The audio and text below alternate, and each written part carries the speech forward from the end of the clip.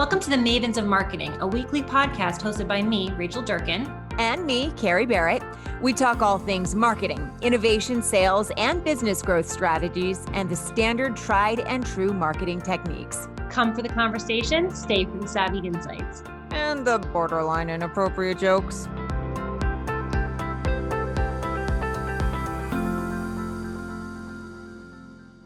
Thank you for watching, listening, wherever you're joining us. I am Kerry Barrett, one of the co-hosts of the Mavens of Marketing, and joining us is the lovely Rachel Durkin. Outside of the kids screaming, how are you? I'm holding it together. Holding it together. And of course, our fabulous guest, Tamsen Fadal. It's great to see you too. Oh, it's so good to see you both. Thank you for having me. I already feel at home here. There you go. I'm so excited to talk to you. I did not get the black tank memo. Nevertheless, I will manage to hold my own, I think. And I'm looking forward to this conversation because, you know, we were talking a little bit before this aired about how big storytelling has become in marketing, right? We hear about the story brand. We hear about using stories to get in touch with people's emotions, how they stick with people more so than facts and data. And as a news anchor and someone who understands the power of storytelling and how to hook into the human angle and the emotional element, the basics of storytelling, whether you're using them for marketing or whether you're telling a news story, are fairly similar. There are some different ways that you tweak things, but what makes a good story is sort of across the board, the same parameters. So I'm going to start with a broad question, and that is, what does make a good story? What are the elements that you have to be thinking about when you're figuring out how to build your brand, market your business, or market yourself? It's a great question. And it's interesting because being in television so long, maybe the last 2 or 3 years, the word story and then storytelling has become so popular. And I thought, I've been storytelling for a long time, so this works out. Yeah. But it made me actually stand back and think about it because it is so important. And those are the parts of a newscast or a marketing campaign or a business or small business that people really remember and people attach to, right? Mm-hmm. So I'll just go back for a second. In 2015, I wrote a book and it was about my divorce. As a news anchor, the story was never about me, right? You know that, Kerry. It's about everything else. Everyone else, you're telling somebody else's story. So when it came to telling my own story, I felt very vulnerable, very afraid, wasn't sure exactly how to do it. Had understood how to do kind of the glossy part of a story, like gloss over it, but not really tell it from my point of view where there was an emotional attachment. And I had to do that. So I really understood what it took, or I taught myself what it took. And, a good story has to be easy to understand, right? It has to be relatable. And by relatable, it has to be believable and it has to be usable. People have to be able to use that story somehow to relate to their own lives. So they say, hey, you know what? I'm the same way. I have the same problem. I have the same concerns. And now you've got them kind of as part of your audience and on your team. And then you go along and actually talk to the person instead of talk at the person. That's what a good story is all about. I think that it has to be inclusive and it has to be inspiring. I love that you mentioned about it being relatable and about people being able to see how it applies to them. I think one of the things that I have come across, in my background, obviously as a news anchor as well, I've never been afraid of telling a story. It is different when you're telling it about yourself though. And it's like, how much do I put out there? And are people going to look at me differently or understand what I do differently? I think one of the keys is figuring out what story is applicable to what audience. You're writing a book about divorce and your story is obviously applicable to everybody who is clearly going to buy that book, right? Whether they're people who are contemplating divorce, have gone through it themselves, know somebody who's going through divorce and want to be a support for them. But not every story, even if it's your favorite story, is the right story for that audience. Like I always advise people, well, you're talking to this group or you're talking to that group, or these are investors, these are potential clients. The story for each one of them, and I'd love to hear your thoughts on this, is probably slightly different. It may not be the one that you love the best. Yeah, and I actually don't even know if it's the content of the story, but I think storytelling and somebody able to do that helps build trust in you, your brand, It lets people engage with you in a different way, because we all know the businesses that have been those kind of nameless businesses with no Yeah. emotion. And then all of a sudden we, see another kind of business that has that emotional attachment. And so whether or not somebody can relate to divorce, or can relate to having children, or can relate to a death in the family, or can relate to a certain type of business, I think it's really the trust that's built. I think that is the root of a good storytelling. And I think, a business, a brand, a small business, a big company that creates that kind of trust with their audience or with their customers, I think they have them for life. I really do, because I think if you create that kind of trust, you defeat the competitors you have out there, right? Because now they've established a relationship with you. And it has to be a good story, though. It has to be a believable story. It has to be something that's authentic. It can't be something that was created in a room with 12 people, or if it was, it certainly can't look like that. Yeah. It needs to lose that gloss that we've very accustomed to in so many ways. Social media, we face tune everything, right? You can't see those kind of authentic stories. No, they have to. It's interesting. And I just want to mention, Amazon, as of this recording, is going through this revamp of their storytelling, if you will. And we all know Amazon is the mega of all mega, right? I mean, they're in every single corner of my home. They're in my mailbox and on my front porch. They're listening to every day. They're listening to me. This podcast is on. I'm a big fan. However, they are sort of, I don't want to say rebrand, because that's not possible, but they're telling the story right now, trying to make themselves seem as if they are a small town, family oriented. We're a team, a community. And I say that with a little bit of sarcasm, because clearly that's not who they are, but it's somehow working for them. They've hooked into some element there that resonates with people, even though we know that they're, not a small group of people who all know one another and go over to backyard barbecues and each other. So it's just not how it works. So storytelling, if the story itself is real, I think can totally transform the image that somebody has of your brand or your business.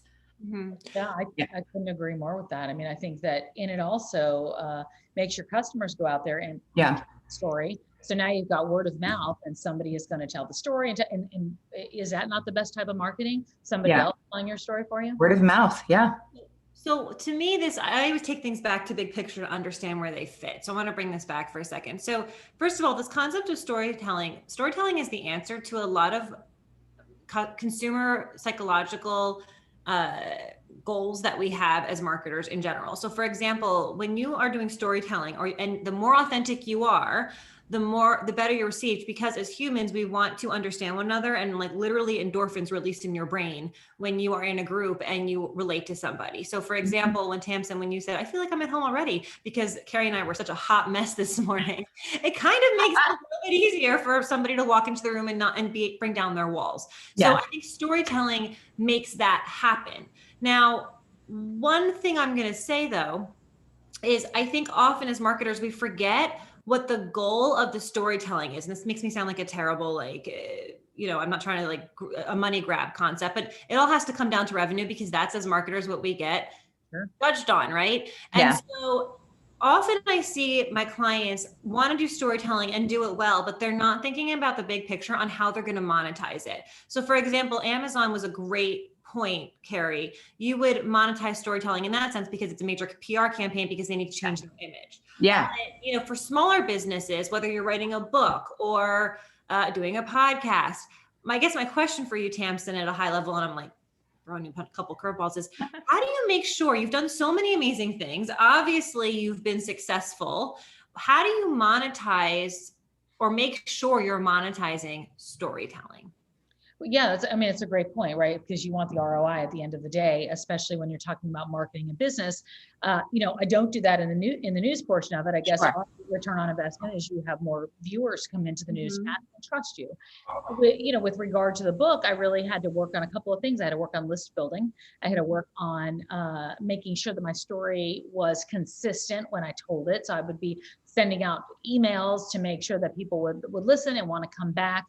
I made sure that it was sort of well-rounded when I did that, because that's what I needed. I needed book sales at the end of the day, right? I didn't need people to hear the story, but I also needed them to go to Amazon or whatever book it was in that small market and a small town and buy a book. So that is what it was at the end of the day. And I think that what was important for me is always trying to keep that goal in mind. So I would keep at the end of that story, here's the story and here's why it's important and here's where it goes from there, right? So you still have to make sure it always comes back to your end game. I don't know if early on I did it. So when I started my email list, I started it ahead of when my book launch was going to be, right? Because I knew my goal was going to be selling those books. So I think my goal was to ramp up, gain trust.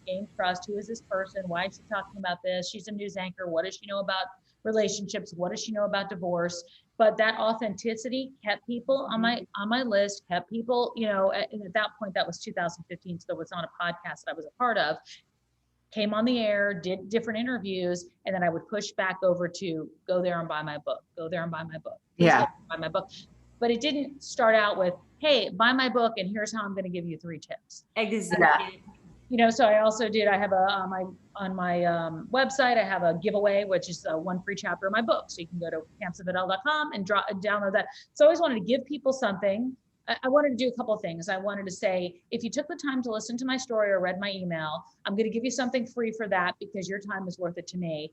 And if you think that I'm worth it to you, now please go buy my book. Mm-hmm. That was in my head at a very basic level of marketing, but I actually think it's applicable across the board. I don't care if Tamsen Fadal or your Nike, that is at the end of the day, you're building trust, you're authentic, you have a story, and you bit by bit trickle out, here's where we go next. And what I'm hearing you say is, and I love that you were like, my long game is I'm going to build my email list because my long game is to sell the book.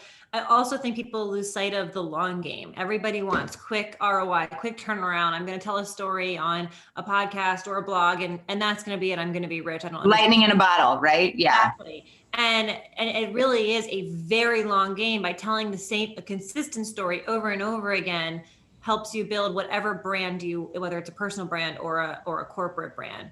I love that you've kind of laid that out for us. Thank you. Yeah. Well, no, I really agree with you on that because, I often look at this at the end of the day with social media and, TikTok and everyone's like, what's the next one? We're going to build up. What's the next one? And I always think at the end of the day, when I see these huge numbers, I think, well, what are they? I wonder what they're doing with that. Are they building a makeup line? Are they building a book? Are they building a brand? Are they building what are you doing with it at the end of the day? Because to me, at the end of the day, you're just feeding social media. So now whoever's the owner of social media, you've just done a great thing for them. Exactly. Yeah. What are you doing for you? It's great to have that. I want to have these numbers, but I think you have to have in mind what you're doing with it, or else you're just spending hours upon hours and energy feeding those systems without an actual end game. I think that game is critical, no matter who you are. Yeah. Kerry, I know you have a question, but let me just make one quick comment on that. So again, 2 things that you said that were awesome. First of all, and Amy Porterfield said this to us on another podcast, and I thought it was really insightful. But your social media, you're renting your assets. Yeah. You're renting your followers, really, because they can take it tomorrow. Yeah. Your email list, there's still, of course, technology is scary, but your email list is more like you own it. So moving everything over to your email list as best you can is what I always recommend to our clients. Number 1. And I lost track of what I was thinking for number 2. Oh, I remember now. Number 2 is the problem with pivoting your story. If you do so, is that your audience changes. I've actually seen clients where we'll see the DNA of their audience, of their followers on Facebook or on Instagram being, men versus women and how old they are or whatever. And then they switch their business, their strategy, their story, and suddenly you will see a major drop as there's a flux of change in the audience. So that's something you have to be really careful of when you're changing your story, so to speak. Yeah. I saw that when I moved from news to business ownership, people who had followed me on certain accounts for news updates like Twitter or whatever, as my content changed, there was a drop off with some of that audience. And because in essence, the story is changing. Mm-hmm. So that's great though. I know people get scared of these numbers, but the truth of the matter is, I'd rather go in there and have, I'd rather have 80% of my people really being responsive and engaged than Yeah. 100% of people that are kind of halfway in. Yeah. I want them all in, and that's where I think it's important. But to your point, when you see that kind of drop off, it's a little scary. When I started doing a lot more female based, for me, age based of late content, the men didn't want to hear that. The men didn't want to hear that I was 50 now. But I didn't care because I wanted that return from the women, because that's who I was talking to, and that's who I'm interested in talking to. And not that I don't want to talk to men, but I know that my content was geared a little bit more toward that. Yeah. In general, that's, self-help books are purchased primarily by women. Yeah. So I knew that was a risk I had to take, but that risk I think pays off in the long run, because you can talk to 100,000 people, but if only 2% of them are listening, Yeah. It does. Yourself.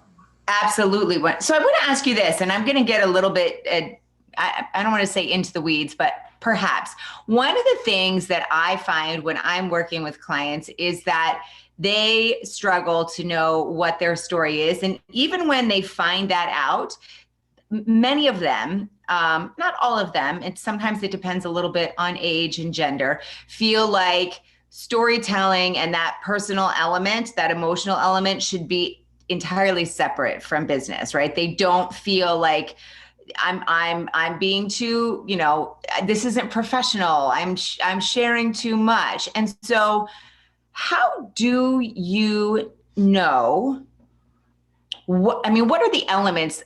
This is something I battle all the time. So I'm asking you maybe for as much as our audience, for myself too, but what are the elements that make a good story, and how do you combat? You mentioned, God, I put myself out there to write this book. I'm usually writing stories about other people and talking about other people's stories. So it sounds like you dealt with that feeling a little bit as well. This is uncomfortable. I don't know exactly how I feel about this. I want to do it, but what were the elements that you were able to pull and the emotions that you tapped into that made that particular story good?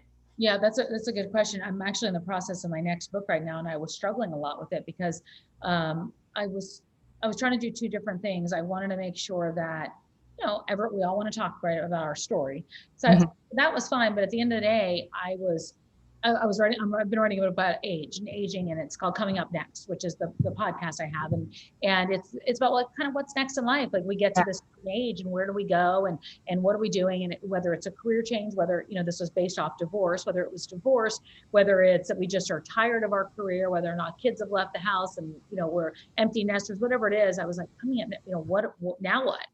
And so when I started to write my book, I was really writing it for me. And then I realized that it almost sounded like this whiny therapy session. And I went, well, this isn't going to be helpful to anybody. They can relate to that part, but you immediately have to go into what's useful for people too.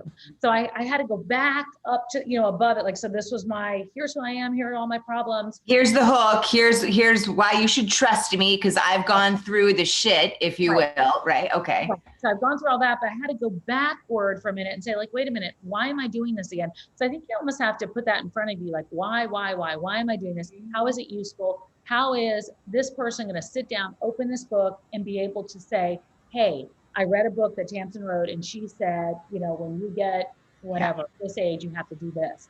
And to your point, you were talking about one of your other guests saying that the email list you ran, that's useful advice. And so I think that's where you have to come from. So I don't think it's a matter of telling too much or too little. I think it's a matter of always keeping your goal in mind there to make sure that content is useful. And then, to your point, Rachel, useful content goes to your ROI, right?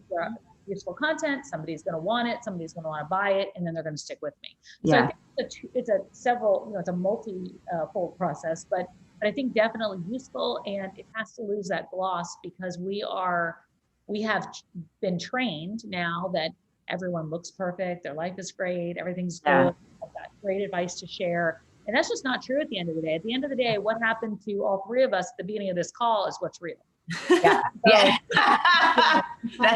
That's authentic. So I love that formula. I wrote it down. It's like why, trust, and then the takeaway. Like whether it's in a book form or it's any form. there's a couple of things I'd say to that. Again, if you're going back to a corporate, let's say you're in charge of PR or the image for Amazon or whatever it might be. Yeah.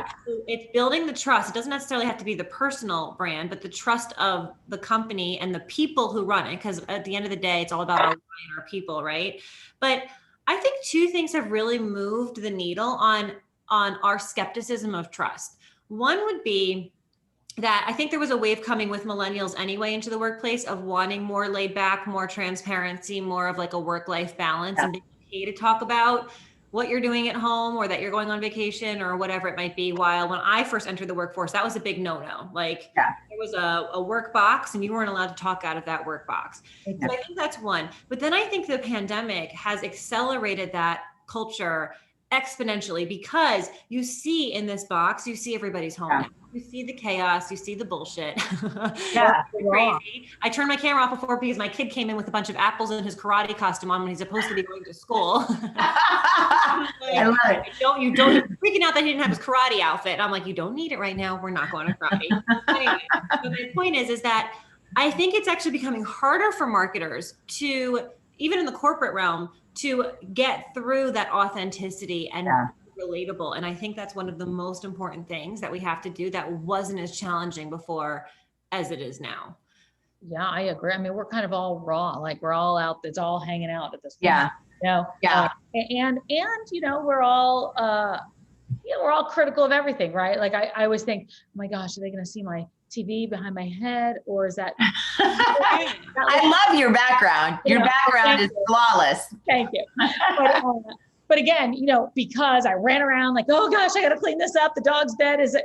But I think we're kind of all hanging out there. And you're right. You know, I think we have a lot to learn from, all different age groups, right? I would never have said 5 years ago, 3 years ago, I need some time off, or like, and just need like my head needs to decompress. So that I would have said, and Kerry, you know, I can work harder, faster, better, more than anybody. You want me 7 days a week? I can do 8. You know, that's what we would have done. So there's been a lot of shifts, and there's been a lot of shifts of getting used to, I think too, but that goes back to the word authentic, which I think is overused, but if I could think of another word, it would be great. I know. I hear it all the time, like authenticity. They mean something. Yeah. But right. But it really is important. And I will say this from my point of view is I did tell other people's stories for a very long time, and I did listen to other people's stories for a very long time. And I can remember in my head, out of the thousands of people I've interviewed, tens of thousands probably, and the thousands of stories I've heard, there's probably 20 that I could off the top of my head really, I mean, there's been so many great ones. Of course, but 20 probably off the top of my head, and they all kind of have that similar through line, which is, I'm a person, here's what I went through, I didn't know what to do with that, here's what I did with it, and there's a product at the end of it. And it doesn't matter how emotional this was, having a product at the end of it doesn't take away from that emotion and that authenticity, that inspiration and that inclusion, and it doesn't take away from that. And I think that's, if you can marry those two things together, which is, you know, the emotional story and the ROI, and people don't see the blending of them, that is a beautiful, beautiful brand marketing strategy, storytelling ability. Well, when we are in, you know, when I was getting my master's in marketing, and then when we went through sales training, they always talk about the customer pain funnel. And at the top of it, like there's 3 things in it. The top is surface level pain or perceived pain. And the middle level is financial pain, and the bottom level is emotional pain. And we were always trained that if you could get down to that emotional pain, you would close the sale every time. Mm-hmm. So it's really the same mentality. I hate bringing this back to money, but that's why we're all here. No, I appreciate you bringing it back to money, because I'm thinking, did it like emotion? And let me ask you, is there anything right now, and maybe this is a question for Rachel or Tamsen, are there certain emotions that you think people are drawn to more so now than perhaps before? So while humor is not necessarily strictly an emotion, stories that have a sense of levity and people smile or laugh when they're listening to them, you know, inspiration, anxiety, certainly, outrage is everywhere. We are in an outrage culture. It's easy to find story. Are there certain emotional elements that you think really resonate with people when they are crafting their story and their message? I think it depends from a marketer standpoint on the brand or the story you're trying to keep consistent. Yeah. So we were trained, or we're still trained to focus on emotion, and that can be anxiety, it can be fear. So we have what one of my clients calls the caveman brain mentality, where we literally, as cavemen, we were trained to focus on fear no matter what. So it could be dandy, but that's why you have to look at an accident on the freeway. That's why we watch the news when there's terrible news and it depresses me. Not that I like watching you guys, but the stories themselves make me sad often. Yeah. No, but I have to watch it. We have to see what the fear or the danger is. What saber-toothed tiger is lurking behind the next bush. Yeah. Over and over again. So we're trained to do that. So that's one. We'll get you to pay a negative emotion will get you to pay attention, no questions asked. However, statistically, you usually remember positive emotions longer. So for example, a great one is nostalgia. So I was a child of the 90s. I was born before the 90s, but I was in my adolescence in the 90s. And like anytime you bring up Nintendo or Mario, I'm like, ooh, I'm gonna play. Yeah. my childhood. And so anytime you can bring in a nostalgia, that's a really great one to create a relationship with the customer. So I guess to answer your question is, some emotions are meant to grab attention, and some emotions are relationships, and how you use them and when in the buying cycle is what dictates it. And also what your brand is going to represent. Is it representing a want or a need, or is it fixing a problem, or is it something that's going to make you happier in the long run? Yeah. You pick the emotion, at least in my opinion. I don't know, Tamsen, what do you think about that? Yeah, no, I agree. And the nostalgia is so true. I always think of the word well-being, because I think that everything kind of comes back to that. So whether we're talking about crime, right, in your neighborhood, and saying like, okay, so we're telling you the crime story. Why? Because we want to take care of your well-being. Talking about skincare, like sun damage, the summertime's coming, 1,000 stories about skincare. Why? Well-being. We tell a story about a person who started the business after they, found, a health problem, well-being. I think a lot of it comes back to that, because you're right. You can't look away when you see a car accident. You can't stop listening, even though you don't want to. It is that can't look away mentality, but at the end of the day, it comes down to, I think it comes down to people. You're protecting yourself. Family well-being. And so I believe that's kind of that word behind all of those things, if I had to try to find one that sort of encompasses everything. So we're coming up on time. I could talk to you forever about storytelling, and we so appreciate your insight. We have to ask you one more question though before we go. And, and you knew this was coming, I think. What is the weirdest thing that has ever happened to you? I know, I was trying to think about that during, you told me what we're going to talk about. I was like, it's a hard one to spring on people 30 minutes before. It is like that's while your brain is being tasked with answering being peppered with questions by Rachel and I. No. I've actually really enjoyed this conversation because it does give you a minute. And I love that we did this in the morning, because I feel like it gives me a minute to like think. The day hasn't really, started yet. The chaos hasn't hit. Well, except for the dog, but this was kind of more funny than really the weirdest thing ever, but I always get a kind of kick out of it. I was in TJ Maxx. It was a few years ago. Teresa Giudice was a big, the big Real Housewives. Real Housewives, yeah. And so I was walking around, and these people were like around the thing. They're looking at me, and I was like, oh, they must watch the news. Like, so, so I smile, and they smile. And then walking around the thing, and I had long hair at the time. Like, I don't know if you remember. Yeah. Like I'm Lebanese, like, my hair. So I'm like, oh, they must definitely, watch the news. And so, this is how nice. That's so nice. And then they came up to me and they were like, Real Housewives? And I go, what?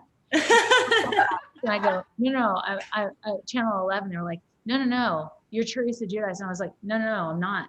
And they was like, yes, you are. I said, no, I'm not. And so they started taking pictures. I'm like, I'm not. And then I thought, oh my gosh, and so I was, I gotta get out of here. So I dropped all my stuff and ran out. And I was like, this is the weirdest thing. I probably just embraced it, but it made me laugh. And so I thought I would just share that with you. I love it. To bring it back to storytelling, they were telling themselves a story and they believed it. So that's exactly it. Well, next thing you know, you find it on page 6 and it's Tamsen Fadal impersonating Teresa Giudice. yelling at people and teaching. I think that, as a gift, we should get Tamsen a t-shirt with her face on it with the Yes. I am not. I'm in 100%. I love it. Well, this has been such a pleasure. I really, really appreciate you. it. Let us ask one other question. If people are interested in learning more about what you do, not only as a news anchor, but also as an author, your second book is coming out. Where can they go to find out everything about you? Well, you know what? I've tried to make it easy now instead of having a bunch of different places. So it's over on my personal website, tamsenfadal.com. And when you hit it the first time, there's actually a free chapter in my book you can download, the last book called The New Single, Finding, Fixing, and Falling in Love with Yourself After a Breakup or Divorce. So you don't have to just be divorced. If you've gone through anything, the book was exciting to write because I learned that it really was not at the end of the day about divorce or relationships. It was really just about people and growing and being able to go through a big life change and try to learn how to do it with grace and have it not destroy your life. So really the book was, about change at the end of the day. And I think it's something we all go through all the time, but there's a free chapter to download. So I push everything over to there, and then you can always follow me on social as well. Awesome. Thank you so much, Tamsen. This was amazing. I really enjoyed talking to you, and thank you for putting up with our chaos. Yes. I loved it. It made me feel totally at home. I was like, I've got my coffee. I'm just watching the show. You're good to go. 100%. Yeah. Awesome. Thank you. Thank you. Thank you so much. And to our fabulous audience, thanks for joining us for this episode of the Mavens of Marketing. We'll see you back here next week, same time, same place. Bye.